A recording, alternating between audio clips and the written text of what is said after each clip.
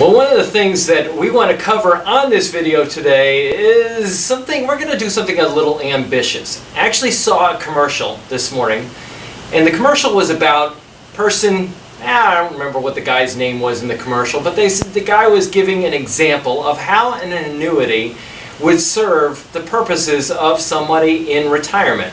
The scenario was that the person had $200,000 and they were going to get an income. Now that income was $18,000 a year. As I'm watching the commercial, you can imagine, I'm sitting there going, that sounds like a pretty good deal. That's 9%. And, you know, as an investor, I would be all over that. So the nice thing about technology is today you can actually stop your TV and read the fine print. And that's exactly what I did. Texted all the guys, all the different people that run the various offices, Evan, Ira, Jonathan, Arlene, and Jim, and you know, we went and analyzed this thing from a numbers perspective, and Evan came out with a little bit of number crunching of his own.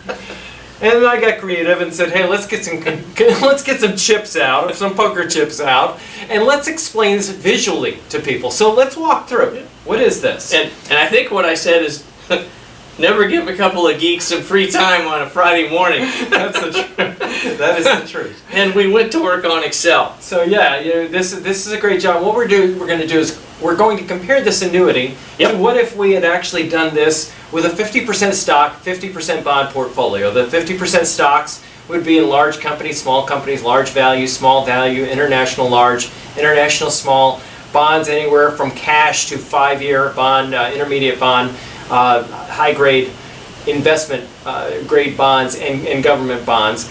And what if we had done the same thing with a diversified portfolio? We'll talk about, you know, from the period of time, and use the same number. So Evan, go. Let's so I'll set up the annuity illustration first, and then I may just ask you a series of questions to make sure I got the details correct. Okay. But basically on the advertisement, what they were saying is if you start with $200,000, and so these blue chips are going to represent the principal of this account. We're starting with $200,000, and each chip is $10,000, regardless of the color. We just want to do that for separate purposes. So the ad, the audio portion of the ad said, I can take $18,000 a year off my $200,000, correct? Yep, didn't know when you could take it, but you could take it. Okay. So what was the first interesting piece of the disclaimer? Well, the first thing that they said in the disclaimer is that this person was age 60 when they gave the insurance company this $200,000, and they were not until they reached age 67 they would actually start taking this income from the investment portfolio. Okay. So a couple of things. To use an income rider, generally if you take any more than the income rider is allowing you to do, the whole thing kind of blows up, and a lot of the guarantees go away that you hear about on TV or radio.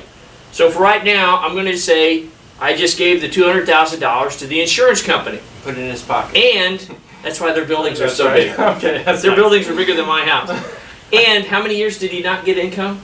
Until 67? Yeah, so I think it was six years. Okay, 7 1, years, 66, 2, 67. 3, 4, 5, 6. So they didn't get income for 6 years before they could start taking $18,000 a year. Correct. Okay. And so, based on just using some IRS and Social Security life expectancy tables, we ran this to age 81 is this last stack of chips. We'll kind of deal with that in a minute. And separately, I looked at the life expectancy of a 60-year-old and a life expectancy of a 66 or 67-year-old. I can't remember what it was. Okay. It was very interesting, because I was surprised to see how much longer the life expectancy was once you hit 66. You know, if you're 60, you're going to have a life expectancy that will be, what was it, 18 years, I think it was, something like that. And then your life expectancy actually... At 60, it was 21. It was 21. Yeah, that's right. It was 21, and then it went down. Right. And then, but it went down by more than the difference between the years between 60 and 66 or 67. Okay. So, in other words, you have enough people that pass away between the ages of 60 and 67 that life expectancy will be affected by it. Wow, yeah. So that was kind of an interesting observation. And guess who knows those numbers better than the consumer? Yeah, the insurance company. That is exactly right. So, we are also going to make the assumption that the insurance company doesn't go under and that they actually make good on all of the promises they're making in the advertisement. Okay, so they were already taking your money and you didn't get anything for 6 years. So now I get $18,000 a year for 21 years. Now, here's what the insurance company's on the risk for. Let's say I live to 83. They've got to dip into their pocket and maybe pay you for a couple more years. Okay, so you might, you can't outlive the income, assuming they cover everything. That's correct. What was the other interesting feature they said on that contract? If you got sick or something. The other thing was that if you ended up needing at-home care, is what he said in the ad. If you needed at-home care, you could get to up to double the income that they were paying you from the income rider. So instead of $18,000, they would pay you $36,000. Okay. So they didn't say for how long though. Okay, yeah. And we'll talk about that in a second. The average stay is 3 years. Let's just say it's 5 years. And yes, one of our people actually that has a lot of experience with these contracts said that the maximum benefit under these riders is for 5 years. So 5 years of at-home care. And so 81. Let's say he goes in at 75. Doesn't even go in. Has to stay at home. This is at home. This is not nursing home. This was at home. So they double their income from 18 to 36. 1, 2, 3, 4. Yep. 5. And he comes out at 80, goes back to rehab or whatever happens.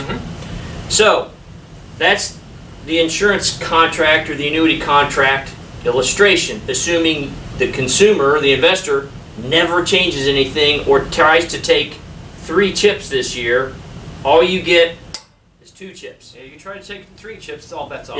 You blow the whole thing up. That's right. So let's reverse this and let's put this in just a balanced portfolio. And of course, wait a second. Let's not forget this. What happens if the person passes away after 2 or 3 years? And right. The question is, what happens to the money? Do you still get income? Well, no, you're gone. The income riders generally, I've never seen one that pays out to the beneficiary.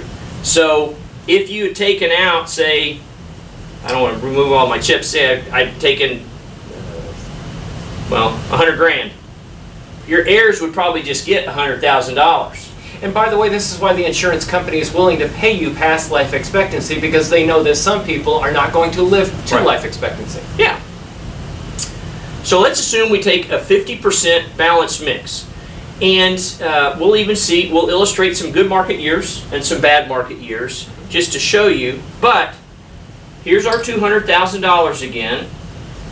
And to keep things even, we aren't going to take anything out of the balanced portfolio for till the 7th year, just so we're not draining it sooner. Okay. That would probably be an interesting number to crunch. I just haven't done that. So when I get to year 7, that contract has grown by roughly $150,000. And this is based on numbers we looked at the returns using the asset categories. Yep. And basically what I'm talking about, the asset categories, large U.S. stocks, large value, small value, all of the asset categories I named earlier. This is actual returns of those asset categories managed in this fashion, minus, actually Evan was pretty generous with the amount of the expenses that you incurred. This is after expenses. Yep. A couple percent of expenses, and this is what happened. Yeah. So in year 7, I have, and all of these all the earnings numbers I'm going to be covering were net. So we spent the same amount of money, and so the income portion stays the same. And for right now, let's assume the person goes to the nursing home. And I can't illustrate 9/10 of a chip. So on the portfolio side, what I also did, in addition to sending $18,000, like the ad promised, I paid for a traditional long-term care insurance premium, and that's included in the. This is like $19,000. Premium was like $1,000 a year for a 60-year-old for a 5-year benefit. I just wanted to come as close to matching. Now the benefit same also deal. covers in nursing home. Okay, so it covers assisted nursing living, home, at-home care, and assisted living. So Exactly. it actually covers more than what he was talking about in the ad. Right. And to be specific, since they were just doubling their income stream, I didn't put any kind of income growth on the long-term care benefit. I just kept it at $3,000 a month. Which is fair. Yeah, just so I could okay. kind of match the same benefit. So we have the policy. So now, year 8, I keep making money. And this year, the market went down, so I lost a chip. The market performance was down that year. I still spent my money. I keep going. And I could be in trouble here, so I'll start stacking up. We're going to see how this again. goes. Now, I said this was ambitious. we got to 2008. That'll help us out. Right, there you go. That'll help you. So in 2008, this portfolio was about $380,000, something like that. Anyway, it was down $70,000 in 2008. So I'll take away 7 chips. 2, 4, 6, 7. Lucky. Okay. And so I keep going. 2009, the market recovers, keeps growing, and so forth. Now I'm going to pause here for a minute. Let's assume that I went into the nursing home at age 75. So now my policy kicks in. The policy benefit was for $3,000 a month because I was trying to duplicate the $36,000 that was being paid out from the annuity. Right. But if you recall, the annuity company was paying 18 and then they double that. The 36. That's 36. I am still spending 18 out of the portfolio. And so if I actually have pure insurance, my benefit is 36 and I still have $18,000 to spend on living expenses, those kind of things. And you also have your premium waived for your. Yeah, my expenses go down. Yeah, exactly. It's not a good way to save money. So we get to 11 or something like that. Market dropped again, and we lost about $10,000 in the portfolio. We keep going, and then actually in 2014, market dropped again. We lost about $10,000 in the portfolio. Now, here's the interesting thing. Anywhere along this way, what would happen? How much would my heirs get if I passed away? Nothing. No, on this one. Oh, in this one, they get They get the whole stack of chips. Talking about the annuity. No, Yes, on the okay. portfolio. Yes, So- they get the stack of chips. Absolutely, they get the money that was in the account. So what's the worry for most people is, I don't want to touch my principal, Right. or I don't want to lose it all, or something like that. Right. This is why the annuity company will guarantee you this every year. Wouldn't you rather have this left anywhere along the way? And let's say that you do keep living. Okay. And let's just assume the market stops growing. You make 0 going forward. You Well- could live an awfully long time and still not. And you know, Run out of money. that brings up a really important point. What if the market never goes up again and it goes down? I'm thinking the insurance company isn't going to be around to talk about it. Right. And Because the insurance company is just, they're an intermediary. When you give the insurance company money, they take that money and they invest it as well. It's not like you're avoiding investment markets in some way. You are at risk indirectly because of the fact that insurance company put their money in markets. Right. What's the other big thing that we kind of left out of both illustrations, at least for the start? I don't remember now. Well, we didn't talk about it. This is a curveball. Okay. So, how many of you 10 years ago were spending the same amount that you are Oh, today? inflation. Good point. Inflation. Absolutely. So, let's assume the insurance company meets their goals and you keep getting your 2 chips a year. Uh-huh. Well, what if it costs 3 chips to live? You're out of luck. You're in trouble. Yeah. Whereas here, okay, I spend 3 chips to live. Right. And, okay, it costs 4 chips to live. Mm-hmm. And you're still okay. Yeah. And so, just thought of this. We're talking about, risk and gambling. You really don't want to gamble your retirement future on kind of what I would call a false sense of security with some of these guaranteed products. And here's the sad thing, and I do think technology is great that you can stop the ads and all this stuff. Yeah. What the person watching that TV ad heard was, I'm going to get 9% on my money as long as I live. Right. That's what they heard. I put in 200 grand, Yeah. I get 18,000 a year for life. If you didn't have the technology to stop it and didn't take the time to read the fine print, Right. that's exactly what you'd see. And so, I don't know how it's legal, but it is. Yeah. But that's just an example of, if it's too good to be true, it probably is. That's a good way to end the video. Thanks for tuning in. Hope you enjoyed this.